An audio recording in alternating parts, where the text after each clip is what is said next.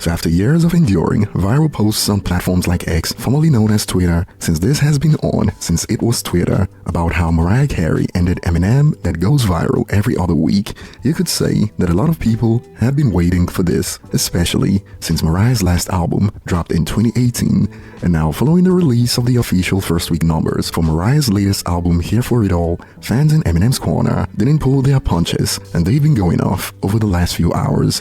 And of course, the damage control is on, and we'll expand on this in a moment. Today we also got more that shows Travis Scott is pretty much becoming the punching bag when it comes to how he's viewed by MCs in hip-hop, as a few months ago it was Pusha T pretty much going off on how Travis Scott doesn't qualify as a rapper to pose a threat, and now we got Killer Mike doing the same thing over Travis Scott's attempt to diss him. More on this later. And today we'll be starting with one centered on Nicki Minaj, whose exchange with Cardi B on X got hip-hop fans shook for days. And we got to hear from Lado, who fell out with Nicki Minaj a while back, on if she's open to making peace with Nicki in the future. And this was how it went from Watch What Happens Live. Let me just hit Lado with the number one question from King of Hot Topics on Twitter. Love seeing you and Ice Spice make peace. How did it happen, and will you be able to work things out with Nicki Minaj too? Good question. Okay, one at a time. Yeah. First one, girls, we just, her team reached out to my team, and we was like. The teams? Yeah. And you figured it out? We figured it out. Okay. At first I was like, Okay. But then I was like, Okay, And good. then, I'm open to, rekindling with anybody. Okay. You and Nicki you gonna be back with Giselle's friend Nicki? Yes, we love Nicki. We do. I did too. You do? Okay. Okay. Oh. And some have concluded they will work it out the same day Twitter becomes peaceful. And on Nicki Minaj versus Cardi B, thousands of hip-hop fans just came to a realization about the genre's position in the mainstream right now after news hit the web. The Life of a Showgirl by Taylor Swift is challenging Adele's 25 for the biggest opening in US history. Good Lord. And by history, they mean since the SoundScan era of sales tracking began in the early 90s, where rather than shipments, sales tracking was now done from the point of sales to customers instead. And check this out, Taylor Swift is pulling 3 million in the first week, and female rap fans are arguing over 200,000. We really are flops.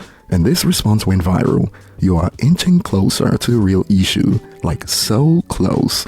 And this is based on the fact that hip-hop is losing its position in the market, not by market share per se, but rather mega superstars. And if you recall, based on the hype surrounding Drake versus Kendrick Lamar, we saw predictions and debates about how, based on the hype, Kendrick was gonna surpass damn first week sales, so over 600,000. This was even debated on the Joe Budden podcast. He might do 300,000 today. He might. Today. He might. Will you keep quiet? And some predictions went as high as over 1 million expected for what would become Gen X. But as far as we know, that didn't happen, and it has been nearly 10 years since a hip-hop album sold 1 million, and over 7 years since one crossed 700,000 sold first week, and the OP added this under the viral post. The music industry has divested from hip-hop and reverted their focus to white artists and pop music. However, some believe, not saying it needed to happen because rap being mainstream made it crappy. Labels trying to manufacture rap and treat it like it is pop is a big reason why the state of rap sucks today. That being said, we need to kill the country phase, and others have expanded on how this is just the industry cycle doing its thing. There is no issue, lol. Rap had its time at the top, now the pendulum is swinging back to pop like it did in the early 2010s. There's always been a genre shift. Hopefully rap has its time again later this decade / early next. But while labels are getting blamed, some believe this is on music listeners and their listening habits rather than some machine. It is a free market, not the music industry causing this. Supply and demand. But overall, what are your thoughts? As we are at a point where no rapper is expected to cross 500,000 sold first week, and even quote, gaming the system with bundles and packages, still couldn't get Travis Scott to crack 500,000 units sold first week with Utopia that earned 496,000 sold in its first week. And speaking on Travis Scott and Utopia, it is clear that MCs don't take Travis Scott seriously, as earlier this year it was Pusha T tossing him around like a dad play fighting his kids, and now we got Killer Mike doing the same. got a lot of criticism because you beat some heavy hitters that night. You got a lot of criticism like, man, that record wasn't that good. It wasn't better than Travis Scott. It wasn't better than this. Shouts out to Travis. Shouts out to Nas. Yeah. Shouts out to Metro. Like, well, damn. So I done lost something. So, nigga, I won. That's it. You know, that's it. They put Travis in a position where they tried to get him to diss me. He came with some light bars. It was cute. You know, I appreciated it. That shit was funny. But this the same kid that I had saw at South by Southwest, and I remember telling Sway, like, don't try to push him to be no freestyle artist on it. This kid's just good. He's entertaining. I like Travis Scott. I take my kids to see him. He's entertaining as shit. I like the comic book like imagery he has. I like him a lot. But, you know, with that said, like, I'm a MC. Like, I'm not here to play with you. Like, I'm sure it's a lot of people you love in the league. But when Denver played them, when Baltimore played them, hey man, I'm here to win. Yeah, so I about that. Yeah, if you a Travis Scott fan and one of the ones that disparaging me, I don't give a damn, nigga. I still have my grandma. I wake up every day. Damn.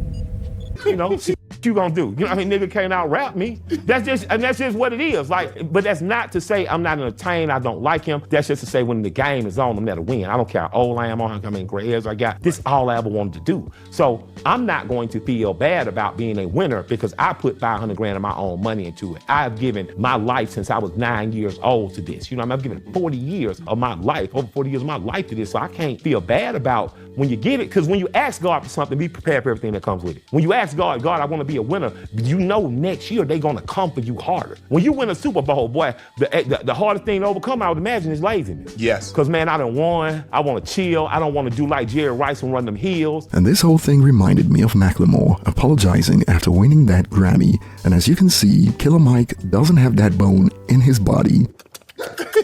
He's like, I won, and y'all can cry about it. The right energy that a rapper should have. And fans in Travis Scott's corner came for his neck. Man got some undeserved Grammys. Now he sees himself as the GOAT. Laughing emoji. Nobody trying to hear you rap. To which a user fired back with, laughing my bum off. Next time, just announce to the world you don't like real hip-hop. And back in the day, the most common criticism of rap was that there was no music in it. No singing, no melodies. And sometimes I think about how melodic rap brought those kind of people into the hip-hop genre. People who hated the genre because there was no singing/melodies. And they out themselves when they disrespect people who actually know how to rap.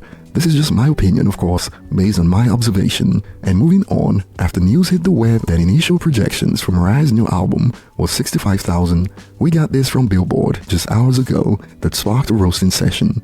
Billboard 200 number 7, Mariah Carey's Here For It All, 47,000 sold, 39,000 pure sales. Now Caution dropped in 2018, so there was nothing recent to compare it to during those debates online between Mariah and Eminem, and of course the fans in Eminem's corner wasted no time in reaction to the news.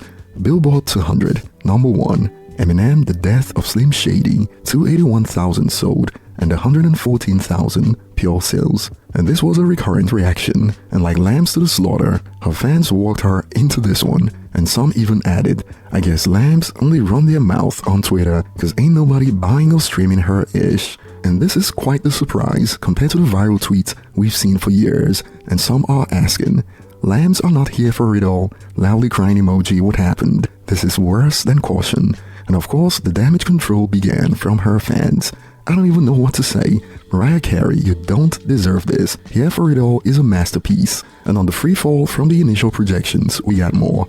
Went from a number 4 with 65,000 units prediction to a number 7 with 51,000 units prediction and debuted at number 7 with 47,000. This has to be a nightmare. This album is so good, she deserves better. And some more damage control, damn, that's kinda bad. This is the same Mariah who made Fantasy, You'll Always Be My Baby. Why are people not buying music anymore? Like, what do you mean by why are people not buying music anymore? When we got Taylor Swift gunning for Adele's record right now, and they are in the same genre of music, yes? Why are people not buying music anymore? I see Marianne saying, cut the tape, knife, And speaking on Mariah, she recently caught a stray when the Hollywood pics caught up with DJ Who Kid. I just want to ask you about the Eminem Stans thing. How you feel about the Stans documentary? Oh, that shit's amazing, by the way. And I'm a true stan myself, but I think it's a miracle that I actually worked for him. And I actually went and got the Eminem.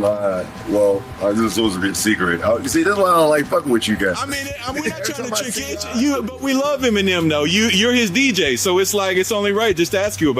I just saw Peter Marco, which is a famous jeweler out here. He does everybody from Floyd Mayweather, Chris Brown, to Nicki Minaj. He's actually doing my Shady Records piece. Nice. So we just chopped it up, and I agreed to some of the schematics. And you guys caught me out here. I ain't supposed to talk about this. Now I'm in trouble. Every time I talk to you guys, I'm in fucking trouble. What you think about 50 Cent and Street Fighter? I love it, man. You know, I've always witnessed him training, and seeing him like look like that reminds me of how horrified I was if I fucked up on stage.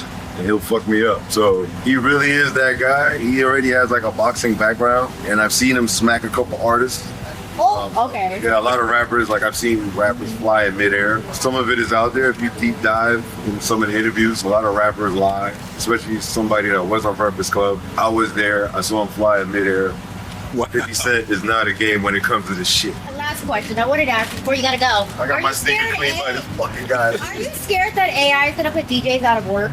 No, but it's gonna put like Mariah Carey out of work. She needs to get her singing back. I don't know. The ones that suck now, AI is gonna bring back the original like essence and of how they used to sing. So I'm not dissing Mariah Carey. Did I just diss her? I think you did. I love Mariah Carey. I still want to have sex with her, but no. I'm telling you right now.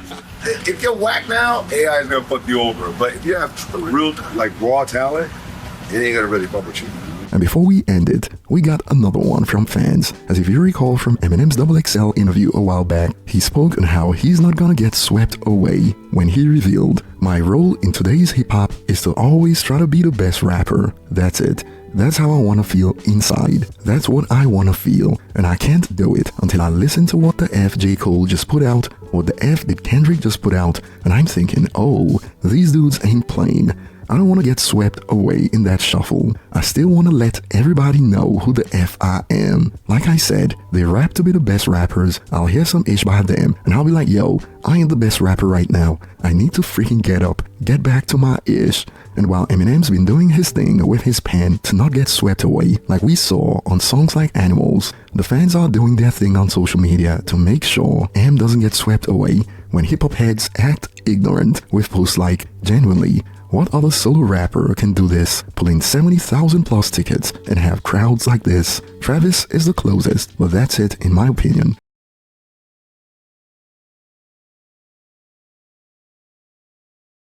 And the fans came in droves.